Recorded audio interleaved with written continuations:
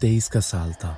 Delhi university के archaeology department के 4 students Kabir, महक, राघव और तानिया को एक इंटरनेशनल एक्सचेंज प्रोग्राम के लिए इजिप्ट भेजा गया था।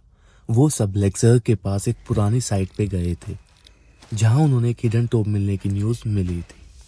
प्रोफेसर अल हकीम एक पुराने और अनुभवशाली इजिप्टोलॉजिस्ट जो उनके मेंटोर थे, उसने बताया कि ये टॉम किसी नेफ्रुक खामून नाम की भूलभुलैया में छुपे राजा की थी जो कभी हिस्ट्री में प्रॉपर्ली डॉक्यूमेंट नहीं हुआ। लोग कहते हैं उसका नाम लेना भी श्रापित है। कबीर थोड़ा विरोधी था और उसको एंशिएंट कर्सेस में कोई विश्वास नहीं था।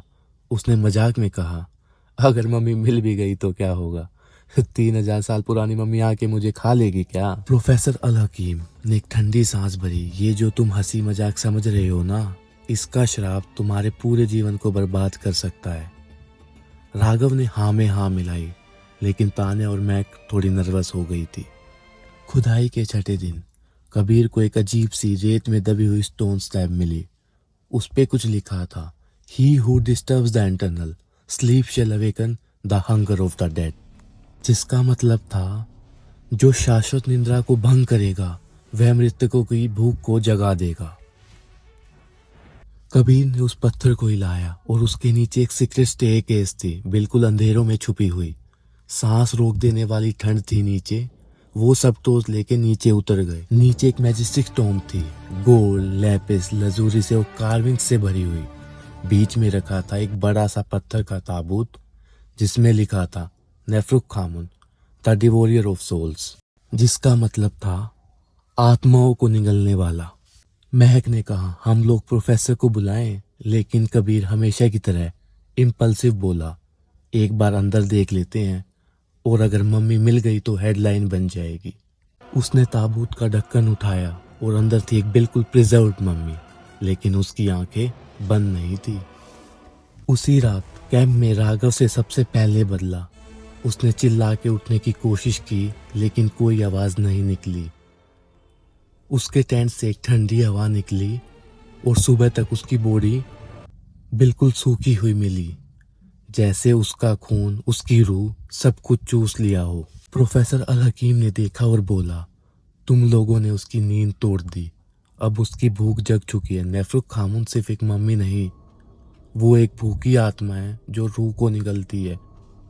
लेकिन अब देर हो चुकी थी। अगली रात तानिया की नींद में से चीख सुनाई दी। जब सब भागकर उसके टेंट में आए तो टेंट फटा हुआ था और उसका कोई अता पता नहीं था। सिर्फ एक पुराना इजिप्टियन क्लॉथ और रक्त की एक रेखा मिली जो डेजर्ट के बीच में कहीं खो जाती है। कबीर का चेहरा पहली बार डर से भरा हुआ था। ये सब मेरी वजह से हो रहा है, उसने कहा। वो मम्मी, वो हमें मार रही है।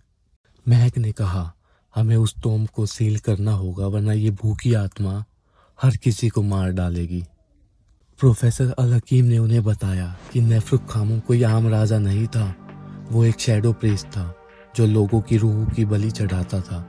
जब उसकी पावर्स इतनी बढ़ गई कि खुद राजा इजिप्ट का सन गॉड उससे डरने लगा, तब उसे जीवित ही उसके टॉम्ब में सील कर दिया गया। उसकी मम्मी में सिर्फ बॉडी नहीं, उसमें उसकी रूह भी जिंदा है और भूखी है। प्रोफेसर ने एक ताबीज दिया जो शापित लोगों से कुछ वक्त तक बचाता है, लेकिन वक्त कम था।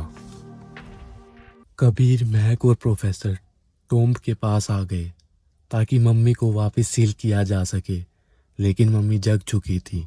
उसकी आंखें नीली नहीं, लाल थी। उसका चेहरा इंसानों से मिलता जुलता था, लेकिन उसमें कुछ था जो इंसानी नहीं लगता था। एक भयानक भूख, एक अंधेरों से भरा हुआ चेहरा। एक गंदी सी घंटी जैसी आवाज निकलती थी जब मम्मी चली। कबीर ने उस पर ताबीज फेंका और एक जोर का ब्लास्ट हुआ। टॉम्ब का दरवाजा हिल गया, लेकिन मम्मी वापस अंदर चली गई। प्रोफेसर अल हकीम उस ब्लास्ट में चला गया। कबीर और महक ने मिलकर टॉम्ब को दोबारा सील कर दिया और कभी वापस उस डेजर्ट में ना जाने की कसम खाई। वो दोनों इंडिया वापस आ गए, लेकिन कबीर का चेहरा पहले जैसा नहीं था। वो चुप रहता, ज्यादा बात नहीं करता। एक रात महक उसके घर गई और देखा कबीर के कमरे में इजिप्टियन सिंबल्स लिखे हुए थे और उसके हाथों में वही ताबीज था जो टॉम्ब में छूट गया था। उसने धीरे से कहा, वो वापस आया है, अब वो मेरे अंदर है। लाइट्स बंद हो गई, सिर्फ एक चीख सुनाई दी। वीडियो को पूरा देखने के लिए धन्यवाद। लाइक एंड सब्सक्राइब करना मत भूलना। टारगेट है 40 लाइक्स।